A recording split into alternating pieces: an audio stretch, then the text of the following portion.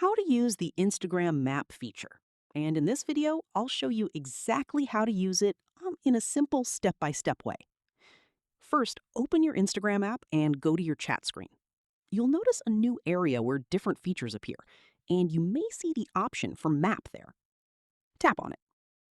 You can see locations on the map based on people you follow who have shared their location, or if they've enabled location sharing through Instagram settings.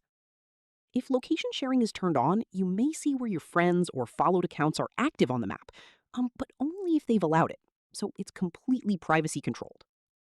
You can also explore posts that have location tags and tap them to see content from that place, which helps you discover popular areas or nearby spots in a simple way. So, yeah, that's basically how the Instagram map feature works in the latest version. It's mainly for exploring shared locations and tagged places, not a full live activity tracker. If this helped, make sure to like and subscribe for more Instagram updates and tips.